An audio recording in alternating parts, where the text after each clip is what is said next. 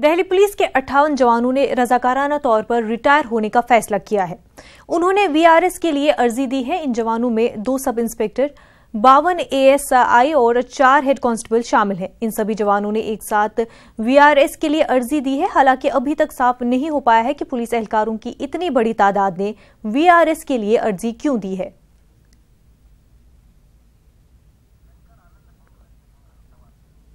दिल्ली से हमारे नुमाइंदे शंकर आनंद इस वक्त हमारे साथ मौजूद है। शंकर, आपसे जानना चाहेंगे, कई पुलिस एहलकारों ने जवानों ने जो है इस्तीफा देने का फैसला कर लिया है, पर वजह साफ तौर पर जाहिर नहीं हो पा रही है। क्या है ये पूरा मामला?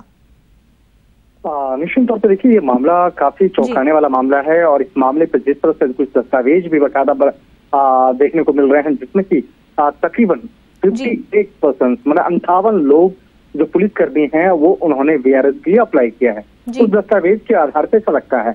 लेकिन इस मामले में कुछ पुलिस अधिकारियों से हमारी जब बातचीत हुई तो उनका कहना था कि इस मामले में हो सकता है कि जिस तरह से बातें बताई जा रही हैं, इस पे कुछ जो सूचनाएं हैं वो अपुष्ट है, वो पूर्णतः तौर पर सही नहीं है। उस मामले पे कुछ तकनीकी जो जानकारियां हैं वो गलत भी हो सकती हैं। तो इस मामले पर सही तौर पर जो निर्णय है आज वो औपचारिक तौर पर लेके उसके बाद दिया जाएगा। और निश्चित तौर से आज तकरीबन 12 बजे पुलिस इस मामले में औपचारिक तौर पर ऐलान भी कर सकती है। और इस मामले में ये भी बताया गया है कि अगर कोई वीआरएस लेता है तो उसके सामान्य तौर पर देखा जाता है कि जब उसके सर्विस का तकरीबन या तो 55 साल उसकी उम्र हो या 30 साल तक वो अगर काम कर लिया हो तब उसके बाद वीआरएस लिया जाता है या वीआरएस के लिए वो उपयुक्त होता है। लेकिन यहाँ पर वीआरएस शब्द का प्रयोग अगर किया जा रहा है तो वो कहीं तरह से सही नहीं है।